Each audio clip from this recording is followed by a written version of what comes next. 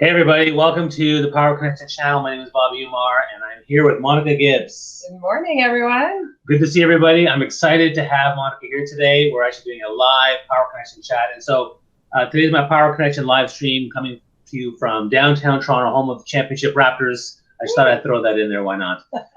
So today we're going to talk about how to recruit and retain top talent for the long term, because you can recruit people, but will they stay? And so Monica has a lot of expertise in that. She also has expertise in wellness. She's an advocate for that as well. And so if you're joining us, first off, you can ask her any question you want on the topic. So make sure you comment below and you ask away tons and tons of questions. The second thing you do again is, comment and let us know where you're from. Are you from South America, North America, Africa, Europe, Asia, Australia? Because we get all kinds on this show, which is great.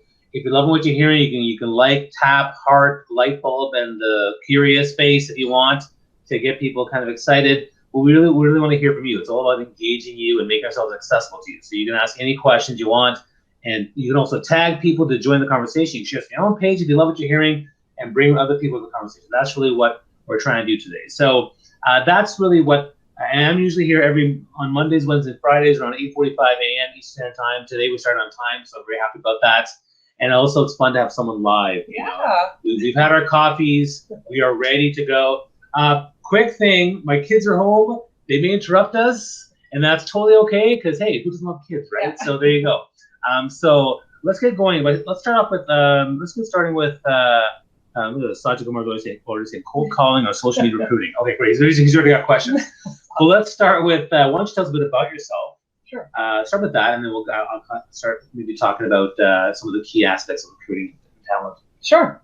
So my name's Monica Gibbs, and I'm from Toronto. I'm actually from North York, born and raised. And I've been working with a company called Everest Management in downtown Toronto. We're right on Bay Street near Adelaide for 22 years. Wow. Okay. So I'm 22 years old. Season pro. That's right. Season pro started at 1. Yeah. So yeah, it's been an exciting journey for sure. And I always tell people in their career search to be open to anything, because when I actually came to Everest, I came applying for a different role. I wasn't applying directly to Everest, nor was I applying to be a recruiter. But I always say, keep an open mind. A lot of people ask, I'm looking, what should I, if I'm open to different types of roles, how should I search? What should I apply to? I always say, keep an open mind. I applied, found out the role I applied to wasn't available. But then they asked if I would join them as admin, and I thought, great people, great team, dynamic, great location. Wow. So joined, and got a little bit bored with admin. I do have ADD. Yeah. And basically was really had the opportunity to interview in a way, or have deep conversations with the recruiters that were there to say, why do you do what you do? Why do you love it? What don't you like about it? What's the best in terms of rewarding? How do you manage to balance it all? And I just really was fascinated by the world of recruitment early on. And I thought, I would like to join this team. So had discussions with Matt and Julius, who are the incredible partners of Everest. And if you don't know them or you haven't connected to them, they're amazing. And right. So they said, look, we have an opportunity. If you're interested, we will do the full-blown recruiting training program with another recruiter that's coming on board. So 6 months after being admin, jumped into recruitment. So that's why it's been pretty much the whole 22 years since I've been there. And now I lead a team as well. So that's exciting. And yeah, it's basically been, jumped in, fell in love with it. And I'm a big believer of love what you do. And when you love what you do, it doesn't even seem like work, right? So that's really been my journey. I fell in love with it early on. And the rest is history. So let me get a question right away, which is, you stayed at the same company for 22 years. It's something that most people don't do anymore. So what made you stay at this company for 22 years? People. I love people. Okay. I love the team. I really felt like it was just a great setup in terms of being able to help clients find talent in a tricky market. We've been through a lot of, difficult times over the years. Right. We've seen a lot of ups and downs and whatnot, but staying with client, a lot of repeat business, and meeting great candidates along the way as well. People who are searching for careers, being able to help them in their searches, place them, and really see different roles. Like even the types of roles that we work on have evolved. Like we wouldn't have had a chief privacy officer 20 years ago. And, right. So it's always learning and growing, working with different companies. and in different places as well. So we do across Canada, but as you mentioned, when you came on, you never know what country people are from. We've done work in Bermuda, the US, Europe, even Austria. So it's just been really exciting because it's always meeting different people and just being a part of something together. And it is a really dynamic team at Everest. Okay, so let's get into the topic more and maybe tell us a bit about, what are some of your key thoughts or insights into the topic of recruiting and retaining top talent for long term? So I think that, again, the recruitment landscape has changed in terms of how people, used to look and apply for jobs and how companies used to find people. So when I joined, it was a lot of ads, print ads, newspaper ads, people faxing in resumes. It's very different now, obviously, with social media, with LinkedIn, which has changed the landscape tremendously. Social media, networking, and even events. I think that people are hearing and seeing about events in a different way than they were before. So a lot of people are sharing their events on social media. And just like we're going live right now, people are going live from events and people are hearing. I was at Innovate Work TO last night. And it was great. There were 4 different presenters, but people right away were asking me, hey, I saw in your stories that you were at an HR event. When's the next one? So it's that type of, things have changed, but people are searching differently for talent. So companies are searching differently for talent using a ton of different tools than they were, 20 years ago for sure. But candidates are also searching differently and really using networking and who do I know at this company and why would I want to work for that company? So that's evolved as well. So, when you're trying to evolve as the industry is evolving, right? What are some of the things are there some things that you got onto right away? And are there some things that you kind of held off before you dove into it? You know what I mean? Yeah, in the beginning, I'll be honest with you, cold calling, I was kind of like, how does that work? Do I have to really pick up the phone and be like, hi? I don't like doing that at all. Do I read a script? I was like, But it was really funny because, again, I have to say thanks to Matt and Julius because they said, look, we're gonna start with a stack of resumes because we got resumes faxed in every day, and so we print them out. And in case those don't know, faxing is this thing that they send paper through the internet. And you get it at someone's spot. Just for the millennials and Gen Z. We had some email too, or we print them out, but we'd always print them out. So it was either way, it was very paper heavy. So I had a stack of resumes, and I would call all the candidates to say, thank you for sending your resume in. How can I help you in your job search? What are you looking for in terms of location, in terms of jobs, in terms of salary? What's most important to you? And I always have these great conversations, and it was more of a warm call because people had sent the resume. Okay. But then what happened was I was developing these relationships with individuals, and some of them were resumes that weren't as recent. They weren't hot off the press, so to speak. So some were from a month or 2 ago, and in the competitive market of 97, 98, one of my first clients was actually someone I called who had sent her resume in. And she was the head of fund accounting with Barclays Bank. And I'll never forget the day. She said, oh, Monica, thanks so much for calling. First of all, it's dinner time because I was calling between 5 and 7. So almost like telemarketing. Sure, yeah. So you either get the hang up or you get someone warm on the other line. And I remember she was so nice. And she said, first of all, thank you for calling. And I always think gratitude's amazing. Does amazing things. So I right away relaxed. And then she said, I have to tell you, I'm not looking for a role because I'm new in my role right now, but I'm looking to hire 5 people. Can you help me? And I nearly jumped out of my chair because here I was saying to myself, the recruiters on the team said that business development, getting the client was the hardest. And here I am doing a kind of a status call to see how this candidate, I thought it was a job seeker, is doing. And she's giving me 5 job orders. Nice. So that's how it all started. But I thought, wow, if just having a conversation with someone can lead to that kind of relationship, and we're still in touch to this day. So I just think that real conversations are where it's at. And a lot of it is relationships. And now, again, it's all different with LinkedIn, but just having those genuine conversations. Where are you at in your career? Or are you looking for talent to join your team? That kind of thing. Okay. Now, and was there were there other things that because you mentioned I was asking about things that you took on quickly. You were saying that cold calling was something you kind of hesitated on.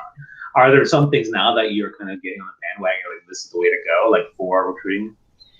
So I am on LinkedIn Recruiter Pro. Year over year, we do our statistics as to where our candidates come from. And again, it is a very competitive market, but we find that a lot of it is referrals from existing candidates or clients or people that we're connected to on LinkedIn. So we will post our roles because we have an active audience on LinkedIn and other forms of social media, but a lot of it is those genuine conversations that we're having with people in our database, people that we've known for 20 plus years, and in the partners' cases that they can say 30 plus years, but these existing relationships where they can say, hey, we have this role in your area, who do you know? And then we build our list starting on that. So it's not always just cold research, cold calling, cold everything. We really value those trusted relationships and then referrals that stem out of that. Can you talk a bit more about LinkedIn Recruiting Pro? Because I don't know anything about it. I mean, so for me, I'm not a recruiter. Part of the reason why, and again, we're talking with Monica Gibbs, who's a recruiting and talent retainment expert, as well as a health and wellness advocate. And, she's talking about recruiting. And so I don't recruit. I mean, so the reason I brought you on is because I focus on employee engagement and people development. So to me, working with recruiters is an important thing. I go into companies that talk about culture, people development, leadership development, all that kind of stuff. Yeah. And so for you coming in, that's why I wanted to ask you about that. So I don't know anything about Recruiting Pro. So tell me more about that and how it works. So it's a paid platform that employers and recruitment companies can use to search talent anywhere in the world. You can search by keyword, you can search by location, you can search even by degree and connection and all that kind of thing. So it allows you to do really advanced searches and also approach multiple individuals at the same time. So, a lot of people are looking for ways to save time, and in search, there's a lot of things that are changing, obviously, with artificial intelligence and all this kind of thing. So some people have it, connected to their ATS and whatnot, but it's basically a way to look at profiles, add them to a clipboard, save a project, and really do your whole search in LinkedIn. And so it allows you to message up to 25 people at the same time. Okay. Let's say I have a director of marketing in the investment space, and you pull the top 25 people you message. I pull the top 25 people, and it says, their name and why they came up, on my radar. It still is a genuine message. I look through each one before I do that. I don't just skim over them, but it shows where they're working, so I make sure there's no conflict there. And all of that, and then I'm able to say, let's start the conversation. This is what I'm working on. Are you interested? And then typically the next day or shortly thereafter, individuals will be messaging back, great timing. And you can also see if there's a place on LinkedIn where you can say that you're actively looking or not. And so LinkedIn actually categorizes those who are actively looking as top priority. So if you have that feature switched on, then you're in the top. That's interesting. I did have that on, but I should turn it off because I'm not anymore. But that's good to know. So a few people are commenting. I want to say hello to people. So Chris, Sajid Kumar says, saying cold calling of social media recruiting, which we'll get to. You says, welcome Yusuf, welcome Nirvana. Bobby's back with a bang. Thanks. I'm happy to be here. It's just that I used to say Monday, Wednesday, Friday, but now it's like Monday, Wednesday, Friday are the days that I do stuff, but not always on every day because there's lots of stuff going on. So Brenda, hello from Metro Detroit, and hello Raj. Okay, so you're joining us. Ask questions about recruiting and retainment and retain top talent. Bring your questions, please. Comment below. Let us know what you think. Let us know where you're from. We'd love to hear from you. I want to get back to the software. Actually, I want to do the software thing, then we'll get to this question about cold calling versus social media recruiting. So the software thing. So you said LinkedIn Recruiting Pro is the one you use. Are there external softwares that you use that are also good for recruiting, like other tools? We use ZoomInfo. So ZoomInfo sort of ties in with the question from Saj about cold calling. So ZoomInfo as well. It's a way to search by title and again by company or location, but it's more of a directory. Right. So there are a number of people obviously that are not on LinkedIn, and so often in our hard to fill searches we're targeting those passive seekers, the not active seekers, if we're not finding them through other sources. Right. And so we're looking at things like ZoomInfo and other directories that we've sourced to basically have those genuine conversations and say, your name came up, and we don't say where it's come up, but even if it's come up in a directory, we just say, and again, I don't always see everything as a cold call, because if I'm familiar with their company, or even if they're not on social media, I still make it about, I see that you're, a director of marketing, we're working on a director of marketing search, so I see it as a way of we have something to offer them, but we are using those tools because it gives us the phone numbers of the companies, and sometimes the hardest part is getting to the right individual or finding that individual, so it sources by title. So is a phone call better than an email then? Or how about an in-mail or LinkedIn Pro messages? What's the best way to get their attention? Yeah. So Again, I'm a big believer of real conversations. Sure. I don't mind starting with an email to get the conversation going because everyone's busy, and a lot of people, when they're at their desk, it's not always the best time to talk. So a lot of the emails turn into setting up a conversation. Okay. When we're going through something like ZoomInfo or another directory and they're not on social. So I'm just taking the example of, we haven't even been able to do any type of reach out on social. We don't have their email address. We're not emailing, work emails or anything. So we'll leave a voicemail or catch them live to say, hi, it's Monica calling from Everest. Are you able to speak? I have a great opportunity, but realize I'm calling, your work number. Let me know if you're interested. And that call then at least, plants the seed. And if they're interested, then we set up a call when they're able to speak. But again, for those people that are not on social media, don't want to be on social media, and sometimes don't even want to be found, it's that first call that gets the ball rolling and gets them thinking, I'm not actively looking, but now that you've said that it's in my area or close to home or there's room for growth,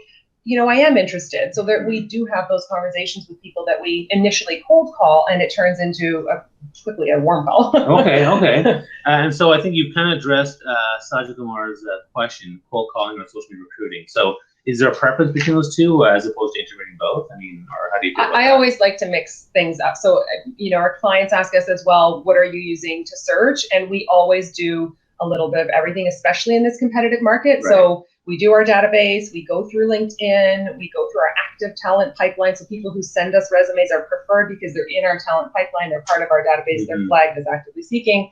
And then we go through the directories and have those conversations with individuals that might not be on social or in our database for that matter. And then we really like to mix it up. But I mean, in terms of job seekers, I think if they're seeking, they should be on social so that they can be found. And from a recruiter's perspective, to always be using different methods so that you're covering those active seekers that are out there and on social, right, and visible to the non-visible as well. Right. Okay. So and hello to Belkacem. Good to see you. All these people are joining in. So if you have questions around recruiting, which we've talked about now, recruiting, social media recruiting, cold recruiting, warm recruiting, comment below, ask some questions because Monica's here. And also when the broadcast is over, you can also ask questions and tag us, and we can also answer those questions for you. And if you want to connect with her, by all means, connect with her on LinkedIn or just follow her because she has a lot of connections. So just you can follow her and see what she's doing. I want to switch now to the retaining of people. So now we've recruited them. I mean, your job is mostly recruiting, but then the retaining, you have expertise too. Let's talk about that in terms of what are some of the things that companies can do better when it comes to retaining, or what are the challenges they're dealing with? Mm-hmm. So a lot of the conversations that we've been having lately with candidates and with clients have been around work-life balance. A lot of companies are calling it now life-work integration. So being able to bring your whole self to work, being able to voice, we just had Bell Let's Talk Day, being able to voice how you're really doing, that you need, a break or a longer break or whatever it may be. So traditionally, again, I'm going to rewind back to when I started in recruitment. It was, here's the base salary and here's the bonus and there's benefits, but that's it. It's 9 to 5. It's in the office. And, that was the traditional package. Again, I'm simplifying it, but that was what it was like. And fast forward to now, I'm part of GTA Rewards and a lot of conversations around total rewards and what companies are looking to do in attracting and retaining talent. Is they're looking at, just like there's a customer experience, there's an employee experience. So what are we offering our employees in terms of an experience? How are they going to feel when they come on board? What are we offering them in terms of wellness, in terms of an EAP plan, in terms of taking care of them as an individual? And even some companies in this sort of wellness, call it the wellness wheel, they'll have fitness, nutrition, they'll have mindfulness, they'll have financial wellness as part of it.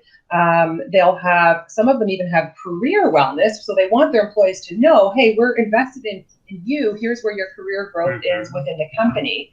And so there's all these different components of wellness where companies are constantly looking at ways that they can attract and retain. And it does go hand in hand. So a lot of these conversations I'm having with senior leaders in total rewards and pension and part of CPBI as well. So these pension and benefits individuals, where we're having those conversations about, if there's turnover, what are those conversations that are happening in the exit interview? So why are or do you even do them? Yeah, that's another. Do them. Yeah, no, exit interviews are so important because you gain so much feedback from the employee. But companies are really looking at, the why. So if and when employees are leaving, why and what can we do better to retain them? Are we flexible? Are we allowing work from home? Are we, again, caring about them as a whole individual and what they may be going through in their life and that kind of thing? Now, pardon my ignorance on recruiting and retaining. So, like, to me, how much of your job is recruiting and how much is retaining? Or is the retaining piece something that you do as part of your due diligence to be an expert and then maybe consult with companies on how to retain? Or is the focus more on recruiting? I'm not sure how it works. Yeah, I mean, again, my career has been very recruitment focused. Recently, the conversations have just been, changing with clients where they've said, we're okay for recruitment right now, or our talent team is doing the recruitment. And then it's just the conversation evolves to how is, what's the turnover like, or how is retention? And it just becomes more of a natural conversation. I can't really give an exact split. My focus has been recruitment, and I am part of a couple of different wellness initiatives where I partner with companies to look at their wellness platform to say, okay, first of all, do you have a wellness program or platform in place? And if not, let's talk about that. And so I do consult when it comes up in conversation with companies who say, we should really have something on the wellness front, because we've been noticing that employees are stressed out, burning out, that's very high right now statistically, leave of absence, medical leaves, there's presenteeism, there's absenteeism, there's all these things now where, employers are looking at the employees and their numbers and even their benefits costs and saying, how can we, reduce the benefits costs? How can we, invest in the employee and not have all these, extra costs as far as turnover? Yeah, so you see, for me, because I work, because DYPB, Discovery Personal Brand, focus on personal branding, what I do is I focus on actually helping them retain and be loyal and be engaged. So for me, personal branding is a way to help individuals and organizations create three things. One is more alignment. So this is basically more meaning, more values alignment, more fulfillment of what they're doing. Number two, it's about more focus, so more clarity, purpose, and direction with what they're doing, where they're going. And number three, if you have more alignment, you have more focus, and you get more impact, which is better success, achieving results, and ultimately legacy. So we use personal branding to do that as a piece of employee engagement to improve that. So I focus on just and then so retainment and productivity, that's what I'm focusing on with my stuff. But it's interesting to see how recruiting does a little bit of recruiting, but a little bit of the retaining. And so I think that's really awesome. There's another question here from Sajid Kumar. Sajid Kumar always has great questions. He's always here, which is great. I love that. Thank you.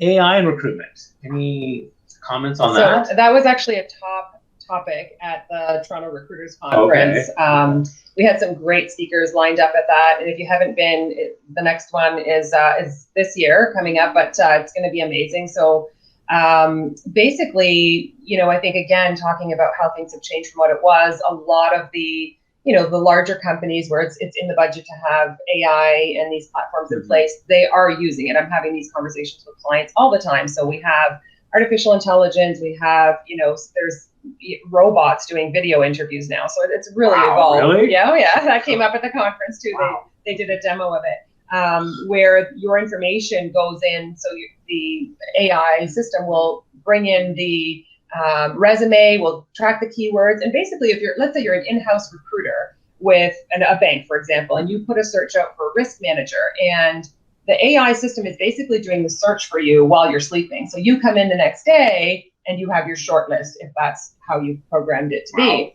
And so you look at the candidates, and then if you say, oh, I like Bobby, he's got the perfect skill set, the artificial intelligence, the robot, which is common. People say that too much.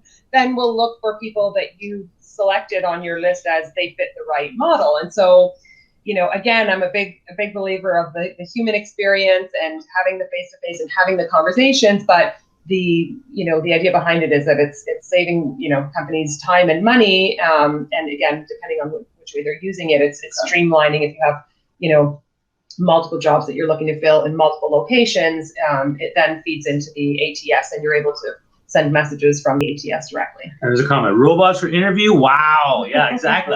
I was kind of blown away by that too. That's amazing.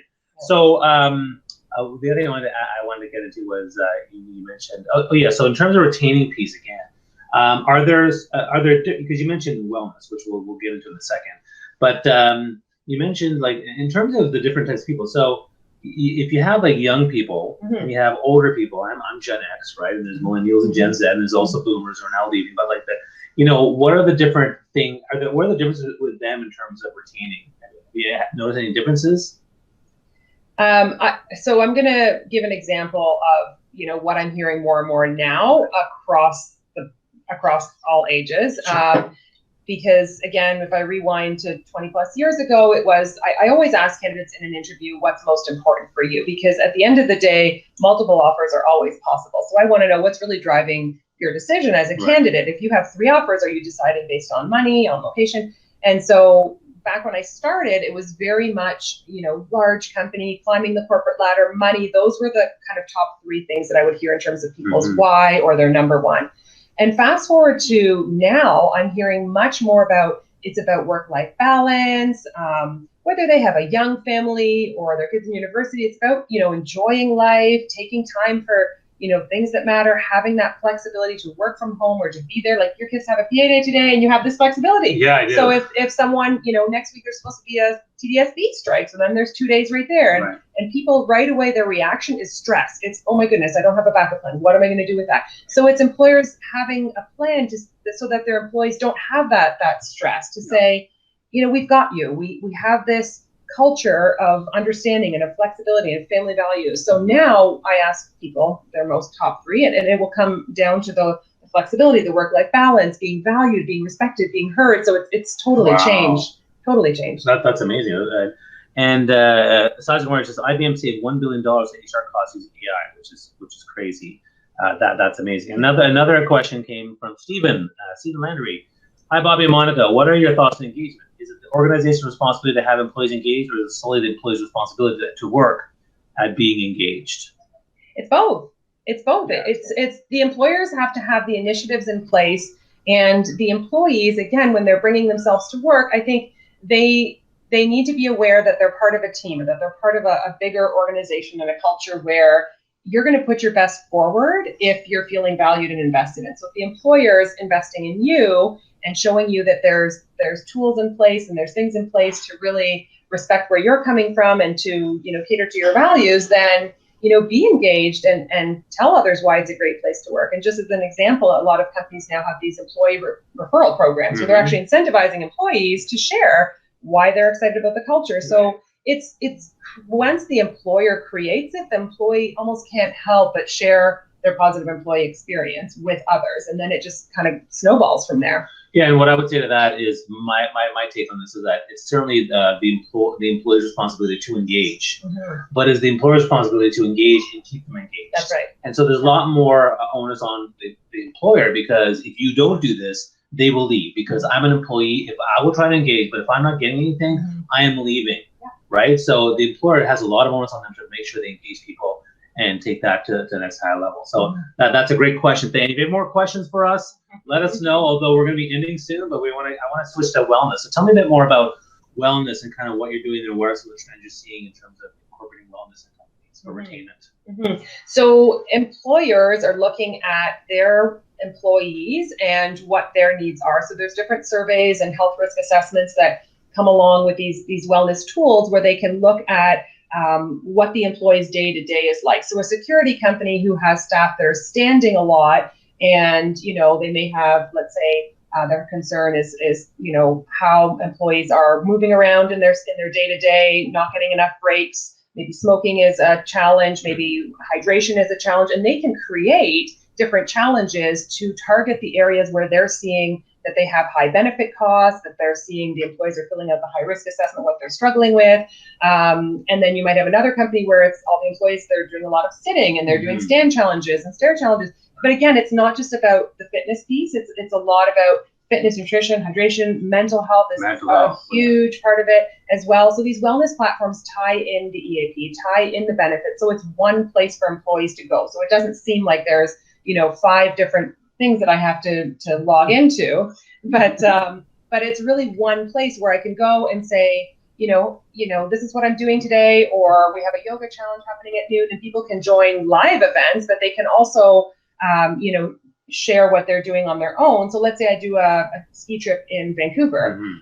One of the platforms I work with on the wellness side was developed by two women who ran a marathon that didn't know they worked for the same company. So let's face it, with companies that are thousands of people, you could rub shoulders with an employee on vacation and not even know it. Yeah. But if I do a post in the fitness side of the app and say, I'm skiing in Whistler, and there you are on the ski lift with me, or you're on your break and you look in your app to see that you have an employee who's in the same place as you, you're probably going to meet up with them. And again, they say that when you have people that are like-minded in your workplace, people that you get along with, that you see eye to eye with, and all that kind of thing, then you are more engaged. So these wellness platforms are a way of engaging, socializing, making it about positive community. When you have healthy, happy, productive employees, that's going to save you time and money, definitely. So that's the goal with the wellness platform, is to invest in employees so that they have the tools to be, the best that they can, to be happy, healthy, productive. And it ties to incentives as well. So again, back to the rewards conversation, employers can choose how they want to reward you for being, fit, for showing up, for, that kind of thing. And a lot of them integrate as well with your wearable device. So you don't have to log things on. If you have an Apple Watch or whatever it is, Fitbit, it will tie in with the app so that you then, the employer can, decide how they want to reward employees, whether it's, cash comp or some other incentive to say, you can hit different levels. So again, it's very motivating. Okay. It's motivating and encouraging. Awesome. Okay. So last question I want to get into, and you guys can also ask a question after we're done, is I want to get into diversity inclusion, because on February 26th, DYPB is hosting and sponsoring a Toronto LinkedIn local meetup. It's going to be a diversity inclusion senior ranks. We have the Chief Inclusion Officer of KPMG coming, a Senior Manager of Diversity from Walmart Canada, and we have an Inclusion Director from Deloitte coming in to talk about diversity inclusion, because diversity inclusion is important, and it's very common among junior ranks, but how do we get them at the senior VP C-suite levels? And so that's something that's really important to me, and that's why that event, February 26th, is coming up. If you want to check it out, check my feed, you'll see the link to the event. Early bird tickets end in February 10th, so make sure you get them, or bring a group of 4 for a better discount. We'd love to have you there. What are your thoughts on recruiting for diversity and inclusion? Again, we get searches that are very specific in terms of what employers are looking for, and I think that it's a very hot topic now, just as wellness is. And I think that in search, it has to be that lens where you have to look at everyone. This came up in our Innovate Work session last night, where it was, even if you have an ATS in place, and they were talking a bit about that auto response, only those selected for the role will be contacted. And just, again, it comes back to that employee experience. If you have 100 applicants, or however many applicants you have in whatever system you use, make it personal in whatever way you can to let the employees know you're looking at their resume, you're valuing where they're coming from, and you're having an open mind. And I think that is really key in search, whether you're in-house recruitment, whether you're a search firm recruiter, to really be looking at everyone and what they bring to the table, because it's not all about just title and skill set anymore. It's about, how can this person be a fit for the organization? Do they have what we're looking for? Let's have the conversation to explore that, and let's be inclusive. But are companies coming to you saying, look, we're lacking and there are women and people of color, and so they come and say, we're looking for this kind of stuff? Yeah, we had a search with the government that was, we need this, this, and this, and this is what we need for this role, and that's what we found for them in HR. Yeah. Okay, great. Well, listen, everyone, thank you so much for joining us for the Power of Connection chat. And another message here. Get a little good day. Hope you're having a good time. Wish you luck on the show. Looking good. Okay, thank you. Well, thank you. We're trying to look good. That's great. Where can people connect with you or reach you? LinkedIn is the best. My website is monicagibbs.com. If you can't connect with me on LinkedIn, I have likely reached my maximum. I'm still trying to figure out if I can change that, but I probably can't. So if for whatever reason you can't connect with me, you can still send me a message or follow me. That's best, but all my links are on monicagibbs.com. Excellent. And so, if you're going to join us again, we're here on Mondays and Wednesdays and Fridays, 8:45 a.m. for the Power Connection chat. And if you have questions beyond this broadcast for Monica or myself around recruiting, retaining, employee engagement, things like that, ask below, tag us. We're happy to answer the call and join you. So thanks so much, everyone. Have a fantastic weekend. Thank you. And thank you so much for coming. Appreciate it. Thank you for hosting. No, because you get in my place, and I really appreciate that. And what was funny, I was laughing earlier because the kids were crawling below here to get past. It's like the video with the newscaster where he's talking. Yeah, and the kids did. My daughter was crawling behind us with her backpack. With a moving backpack. It's okay, honey. And she's watching, like, Daddy, when are you finishing? Because take me to my friend's house. Okay. See, this is what employees are looking for. Yeah. They want that So work-life balance. All right, guys. Have a great day. Thanks so much, and we'll see you soon. Take care. Bye.